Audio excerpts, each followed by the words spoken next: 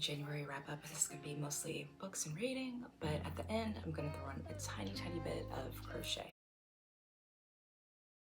So because I physically read a book and a graphic novel, decided to treat myself and buy a little ticket to Smutland. Hopped on the smut train, y'all, and revisited the series Queens and Monsters for book number 3, which was Savage Hearts. You guys, I absolutely love the series. Books 1 and 2, love, ate them up, devoured them. This one fell short for me, guys. I only ended up giving it 3 stars. The smut wasn't smutting, the storyline wasn't storying, the action, drama, I don't know, this one felt weak. I'm hoping book 4 that I'll eventually get to redeems itself, but I don't know, this one was very lacking. But I'm not out. I'm still in it for the last installment. But this one, yeah, 1 and 2 I gave 5 stars. Yeah, this wasn't it. Romantic comedy by Curtis Sittenfeld. This one, so much hype. So much hype about this one last year. Everybody was talking about it. It was on quite a few people's top reads of 2023. I finally gave it a chance. I read it in January, and for one that is not a believer of the hype, and I'm usually on Odd Man Out Island, this was so good. Written so well. Just the characters and plot development, excellent. The pacing, rooting for both people. Oh, you guys, I really liked it. Like, this is how romance should be done. So it's basically about a writer. This woman, she writes for a show that's basically what's supposed to be SNL.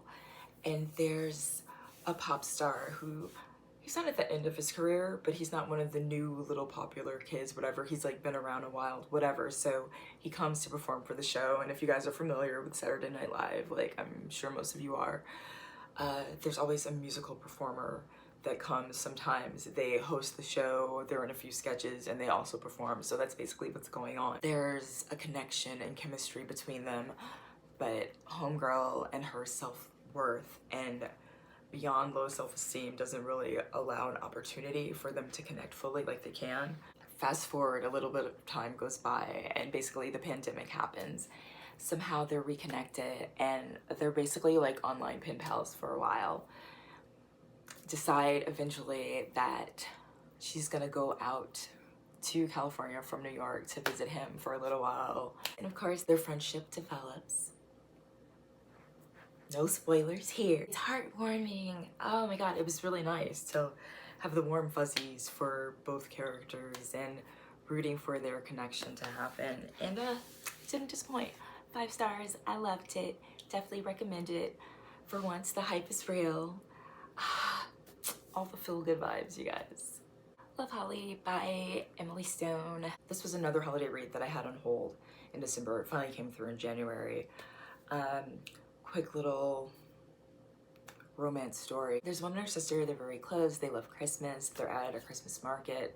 A tragedy occurs, causing one of the sisters to blame herself and live with horrible grief for an incident that happened. She kind of puts a wall around her heart, isn't open to love. You know, typical like holiday romance. She meets someone, there's the going through all of the obstacles emotionally unavailable people go through.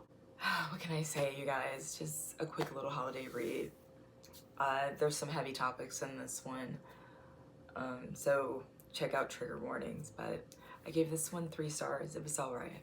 The Glorious Heresies by Lisa McGarrity. Oh my god, what to say about this one? Character and plot driven. The writing is excellent. Absolutely excellent. I don't know what it is about Irish writers. They nail it. There's so much dark emotion, grief and sadness. Like, I don't know, it's a lot. But the way they capture it, it's so well done. The different characters, and there's quite a few of them, the way that their lives all intertwine around this one mysterious murder and how things unfold in the end. It's so good. I was intrigued and on the edge of my seat and totally just on board, fascinated with the beginning. It lost me kind of a little past the middle, but it snatched me back at the end and came through. I ended up giving this one 3.5 stars. It's pretty heavy though. There's a murder, a lot of hard times and struggles for a lot of people. Drug dealing, prostitution, physical abuse, like it's a lot. It's a lot, but so well done. If there hadn't been that little lull where it lost me, I would have given this easily like 4.5 stars, but I still say it's definitely worth a read. Deep as the Sky, Red as the Sea by Rita Chang Epic. Let me just tell you guys a little blurb about this one. When Shek Young sees a Portuguese sailor slay her husband, a feared pirate, she knows she must act swiftly or die. Instead of mourning, she launches a new plan, immediately marrying her husband's second in command and agreeing to bear him a son and heir in order to retain power over half the fleet. Ah, you guys, this one. It checked all the boxes. A woman fighting for her survival in a male-dominated world, smart as a whip, living outside the norms of females in the time, just being a wife or a widow or a concubine or prostitute, whatever. Sailing the high seas, adventures, being a pirate on a ship full of all the other pirates and their debauchery. This is everything that I need and love in life. Like a seafaring adventure, like always has my heart. But I don't know, it got kind of long. The storyline had so much promise, but just, I don't know, something just wasn't hitting. I finished it, but I just knew I was going to be blown away, and I absolutely was not. I ended up giving this one 2 stars. Unsolaced, Along the Way to All There Is by Greta Ehrlich. This one should have rocked my socks. Here is a wondrous meditation on how water, light, wind, mountain, bird, and horse have shaped her life and her understanding of a world besieged by a climate crisis. This is me. This is me. This is little wanna be a prepper and live off the grid and do what I can to save the planet and not be in a city with all the people and the pollution and the trash, the light pollution, noise pollution, all the things. Just go get a cabin by a river or a lake and have my chickens, maybe a goat, like some dogs, and be happy. I totally thought this was gonna speak to my soul and everything that all my like living in the wilderness and aching for a simpler life would be, but it kind of missed the mark. She talks somewhat about how she found solace in living in the wilderness and her struggles and the different things she went through, her learning curve of becoming a capable ranch hand to handle her property and her ranch and the animals, the different effects that it had on like her marriage and different relationships.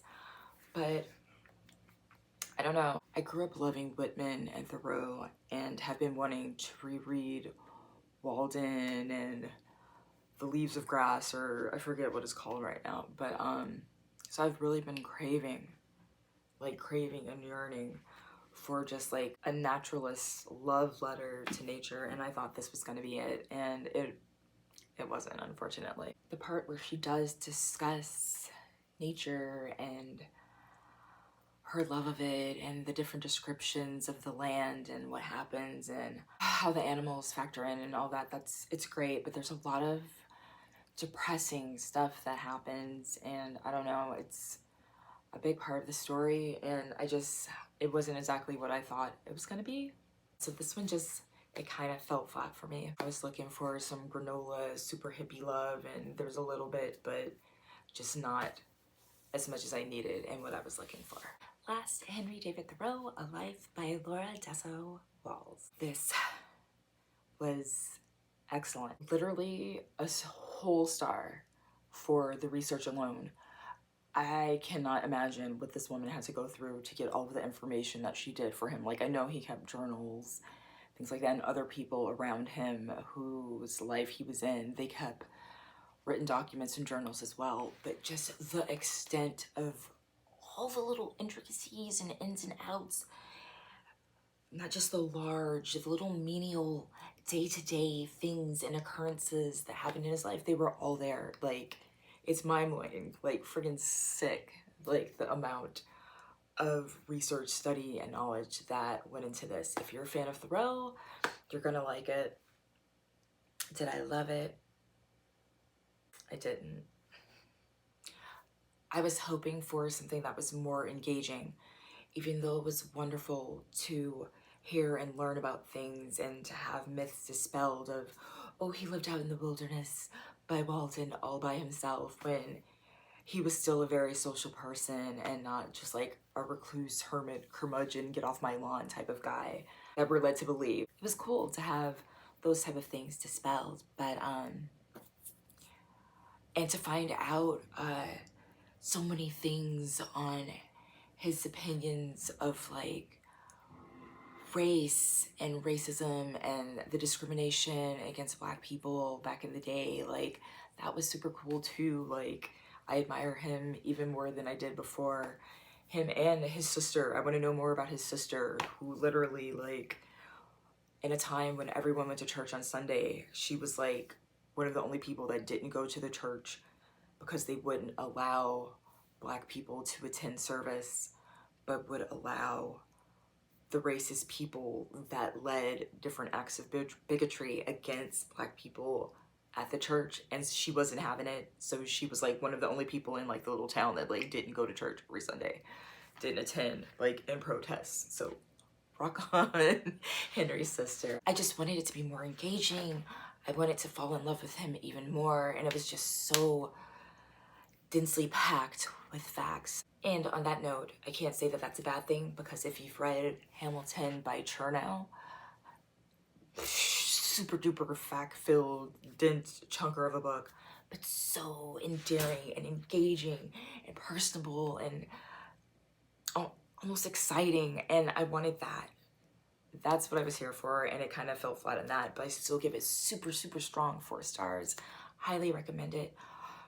It's a lot, but it's really, really good. I don't think everyone will enjoy it just because of the densely packed facts and not as much personable connection. Something was missing where I didn't love it, and it was a 5-star read for me. But still, excellent, excellent. I totally give her props. Amazing job she did with this one. Okay, hopefully that was a quick rundown of the 15 books that I read in January. What else has been going on? Didn't do a lot of crocheting, but I actually did complete a project, and I want to share that with you guys. I'm a big fan of Alt Knots Crochet here on YouTube and on Instagram.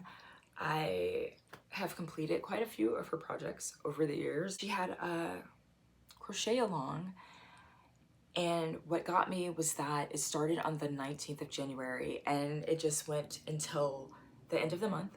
So it was basically like a week long, a little over a week project, and it was a 3-row repeat, super easy, 3 rows a day for that little span from the 19th to the 31st. I was here for it. Have a nice size yarn stash, so I didn't have to go out and buy anything. So I made a mood snood. It's a little snood, you guys. Yeah, so a little spike stitch here. Like I said, 3-row repeat, super simple. Seamed it up with the zigzag stitch. I actually want to figure out how to add on some kind of border, and I'll do it in black to like tie everything in and give it more of a finished look. But this was super fast. It was super nice to work on. Just 3 rows a day to kind of deflate and relax. And if you crochet or knit, you know it can be very zen and relaxing. And that was a high anxiety time in my life. Hopefully, Lord willing, that will all change soon. But this was really nice to work on, and something quick that I could just finish up to kind of keep the momentum of, oh, I finished a project, let me do something else. So that's this one. Hopefully there will be another something finished this month, but this was this. I'm gonna try it on for you guys. This is it. This is my mood snood. We've had such rainy weather here in Southern California, and I work in an office that's like super, super cold. So I'm already getting a lot of wear out of this. I just like throw it on and it keeps me so much warmer than I would be like in the office. So I love it. You can see.